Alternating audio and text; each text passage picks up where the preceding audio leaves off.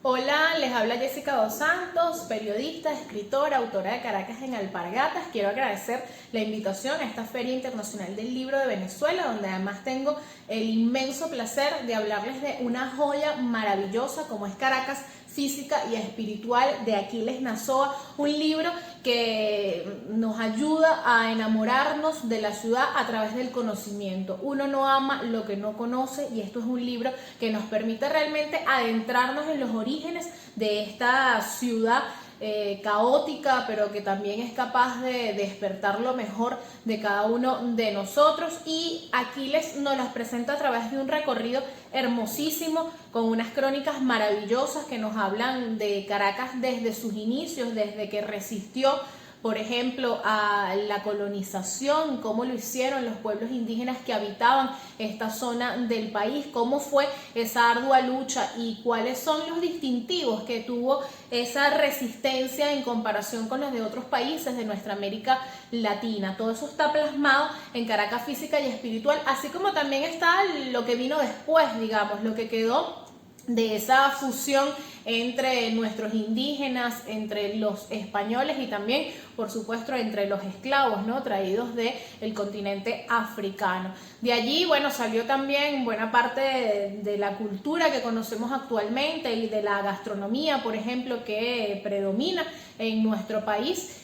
Y todo eso va siendo narrado de una manera espectacular, de una manera muy ligera, muy liviana, que nos permite conectar fácilmente con las ideas de Aquiles y que también lo hace con mucho humor y con mucho amor, ¿no?, típico de él. Y aunque Aquiles sea más conocido precisamente por eso, por sus obras de humor, por su poesía, pues aquí hay una joya que afortunadamente Fundarte la rescató con esta reedición de este libro, un libro que en realidad salió a la luz en 1967, apenas 9 años antes de que muriera Aquiles Nazoa, y que ahora vuelve a nuestras manos con este trabajo que hizo Fundarte y que pueden conseguir también en su página web, donde pueden descargar el PDF y disfrutar este libro maravilloso.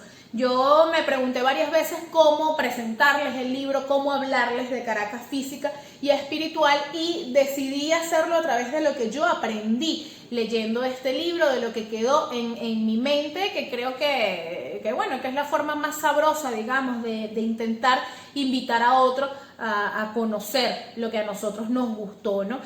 Aquiles, cuando presentó este libro, decía que intentó hacer un libro sobre Caracas y terminó haciendo un caleidoscopio, algo que mostraba pequeños retazos de cosas, y que al leer este libro uno tenía la sensación de estar presenciando un camión de mudanzas donde hay una máquina de coser y de repente se cayó la gaveta de esa máquina y fueron saliendo cositas allí que nos hablan de los dueños de esa máquina, de quienes la usaban, de quiénes son esas personas que se están mudando, de qué cargan, de qué deciden llevar consigo, y nos permite hacer una suerte de idea, nos permite crear una suerte de visión sobre las otras personas. Eso es Caracas Física y Espiritual. Y bueno, al contárselas desde lo que yo aprendí, quisiera hablarles de algunos puntos. Bueno, ya comentaba la resistencia de los pueblos indígenas y todo lo que quedó a raíz de eso, ¿no? Pero Caracas Física y Espiritual también se va adentrando en el paso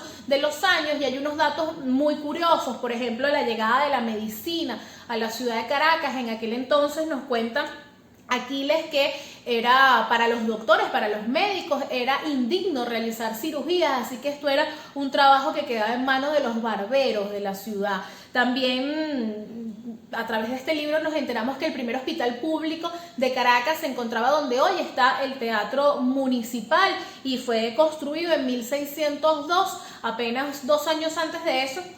Se había construido en Caracas la primera fábrica de jabones, y eso marcó un hito también en nuestra ciudad, porque bueno, se hablaba de la sanidad, de la higiene, de la importancia, digamos, de esto para la salud de los venezolanos. Así que bueno, ahí van surgiendo todos estos datos, y muchos de ellos están concentrados en la zona centro de la ciudad de Caracas. Por ejemplo, hablemos de la esquina El Conde, ¿no? ¿Por qué se llama la esquina El Conde? Nos narra el autor de todos los condes que habitaron allí, de cómo esa era considerada una de las esquinas más aristocráticas de la ciudad de Caracas, y por eso había mucho interés en habitar allí. De hecho, Guzmán Blanco, al ser presidente, también se construyó una casa en esa zona antes de mudarse a Antímano, y era realmente considerada el punto, ¿no?, clave de la aristocracia. Algo que fue mudando, digamos, que fue cambiando con el paso del tiempo, que se fue trasladando más hacia el este de la ciudad, pero que antes se encontraba allí, en ese eje central de Caracas, ¿no? En un eje donde realmente se guarda, ¿no?, mucha historia de los orígenes de nuestra ciudad. Allí también cerquita, en la esquina del Conde, está la Catedral de Caracas, y en esa catedral, como en todos los templos de la ciudad, había un cementerio anexo a la catedral, y también había un sector, una cárcel, a donde destinaban a los curas que delinquían o a quienes ellos consideraban que se habían vuelto locos. Y todavía al sol de hoy el tragaluz de esa cárcel está visible en la catedral de la ciudad de Caracas. Esos son parte de los datos que nos va mostrando aquí, y precisamente también en ese eje están datos curiosos como el Banco Central de Venezuela, la esquina de Carmelitas donde está el Banco Central de Venezuela. Antes era el Ministerio de Hacienda, llegó a ser también la Tesorería, pero antes era el convento de Carmelitas, y por eso todavía hay muchos cuentos, muchas leyendas de cómo hay por allí espíritus vagando por ese sector donde hoy está el Banco Central de Venezuela. También allí en ese perímetro era donde los dulceros de Caracas se dedicaban a vender todo lo que caracterizaba la gastronomía de entonces, y que tenía su principal fundamento en el papelón, ¿no? Entonces allí también está esa fusión que quedó en nuestra gastronomía caraqueña, en esas tortas burreras, en todos esos dulces que se vendían en aquel entonces, en todas esas catalinas que se vendían y que todavía, ¿no?, uno las puede conseguir en la ciudad de Caracas, y todavía son un ícono, digamos, de nuestra capital. También hay datos curiosos que ocurrían en los alrededores, ¿no? Precisamente cuando hablamos de la catedral, había todas unas normativas, ¿no?, para quienes podían entrar en la catedral o no, así como había normativas para quienes eran negros o quienes eran mulatos. Por ejemplo, una mujer negra o mulata no podía utilizar prendas de oro, tampoco podía utilizar perlas, no podía colocarse ropa que fuese de seda, porque eso era algo a lo que no podían tener acceso, ¿no?, algo que estaba prohibido para ellas, ¿no? Entonces, bueno, también allí se va fijando toda esa división, digamos, social que hubo en Caracas y que hemos arrastrado, digamos, durante muchos años. También, como se habla de esa división social, se habla de esa forma que hemos conseguido los caraqueños de darle la vuelta un poco a eso. Por ejemplo, uno de los relatos de Aquiles Nazoa habla de cómo solamente para las clases pudientes, para los ricos de la época, se utilizaba el término don antes de su nombre, ¿no?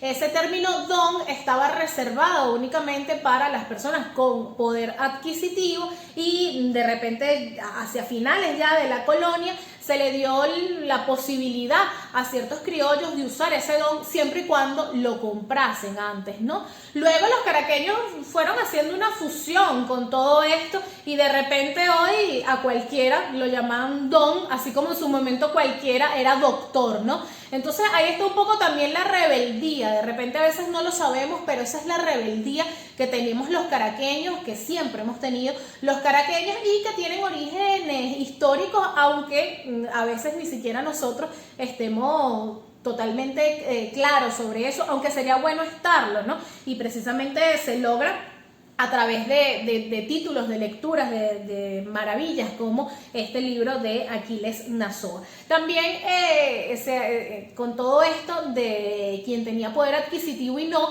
hay unos cuentos muy buenos dentro de este libro.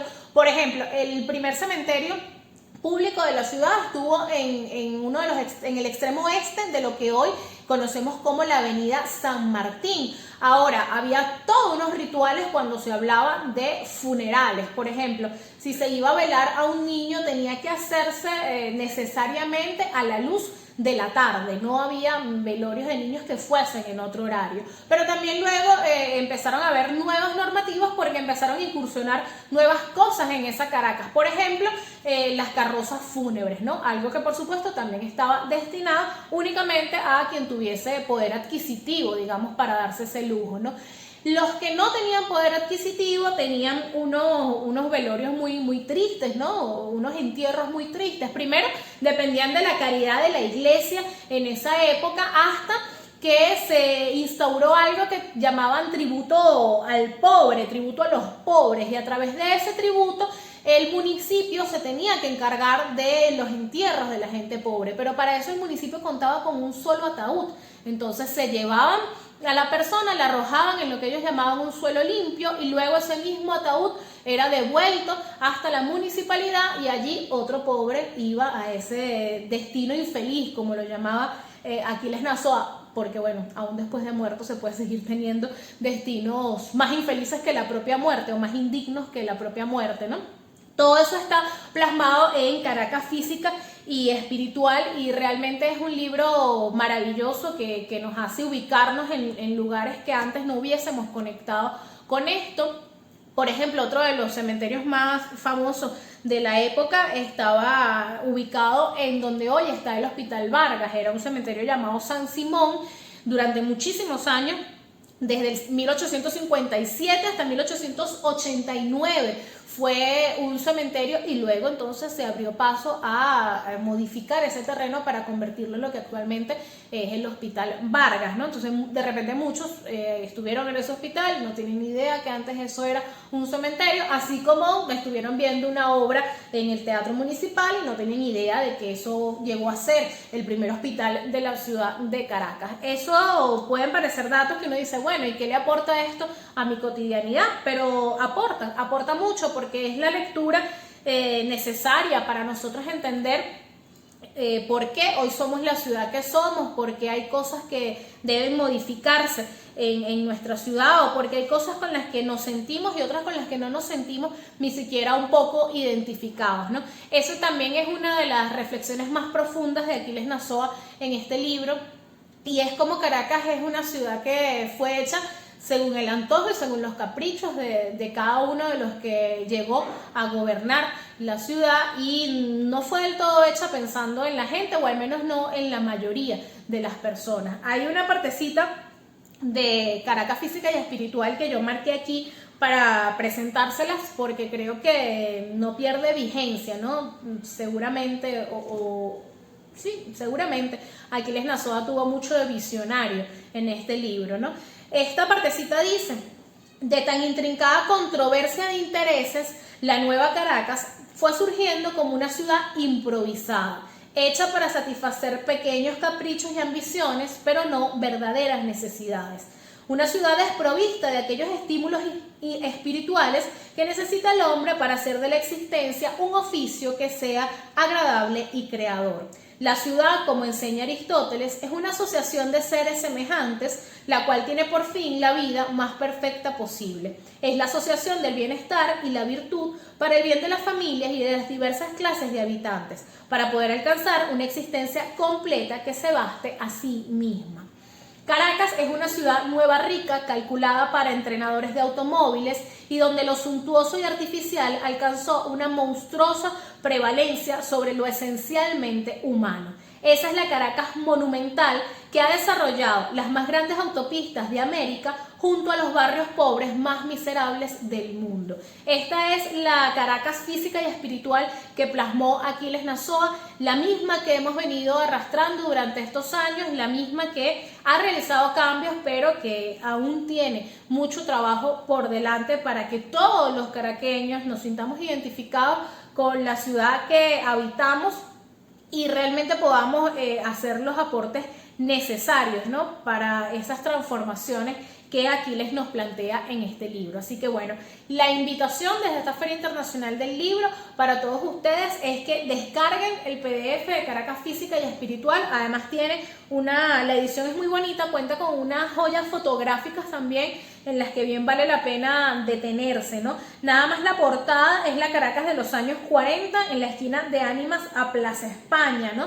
Y es una foto hermosísima de la época, casi todas las fotos tienen, además, no sé si es mejor la fotografía o la leyenda que la acompaña y que también nos da muchas luces de esa Caracas, ¿no? Hay también una parte hermosísima sobre las ventanas de la ciudad. Aquí a modo de confesión, yo siempre he creído, o sí, en esta, siendo una especie de, bueno, siendo una persona a la que le gusta, digamos, escribir sobre la ciudad, yo siempre he creído que hay unos principios, unos elementos que no pueden faltar cuando uno quiere acercarse, ¿no?, a una ciudad, y entre esos elementos está conocer sus plazas, conocer sus mercados públicos, conocer sus bares, porque también nos hablan mucho de la ciudad, y observar profundamente sus puertas y ventanas, porque cada una de las puertas y ventanas de la ciudad habla de un momento histórico y habla de una decisión, digamos, tomada de forma individual o de forma colectiva a la hora bueno, de cómo va a ser mi ventana, de cómo va a ser mi puerta y de por qué va a ser así, ¿no? De hecho, muchas ciudades del mundo tienen unificados esos criterios, digamos, todas las fachadas son iguales. En Caracas, bueno,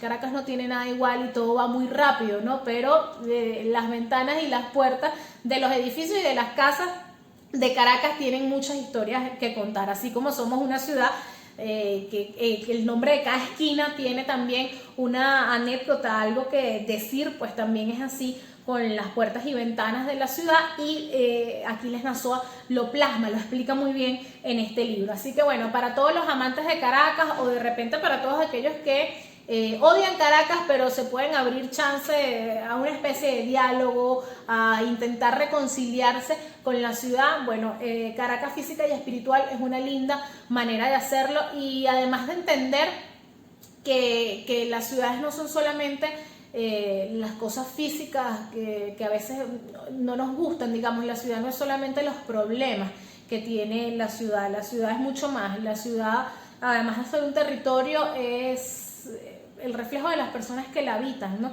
No existe un lugar sin sus habitantes, ¿no? De nada sirve la geografía, el espacio geográfico vacío, ¿no? Los que le dan alma a los lugares, los que le dan alma a las ciudades somos sus habitantes. Entonces también conocer a la ciudad es conocernos a nosotros mismos, y cuando uno se conoce o empieza a conocerse a sí mismo, uno dice, bueno, epa, estas son cositas que hay que cambiar, o estas otras son cositas de las que yo tengo que sentirme orgulloso. Bueno, eso debe pasar con la ciudad de Caracas. Así que bueno, la invitación es a que descarguen este libro, Caracas Física y Espiritual. Es una joya maravillosa, y bueno, para mí fue un placer hablarles un poquito de este libro, porque de verdad que hay muchísimo más que se queda por fuera, y que en unos minutos de presentación no es imposible hablar de todo lo que tiene. Son 302 páginas llenas de historia de nuestra ciudad, y bueno, yo sé que se la van a disfrutar, así que ya saben, descarguen y disfruten Caracas Física y Espiritual de Aquiles Nazoa en esta hermosa reedición de Fundarte.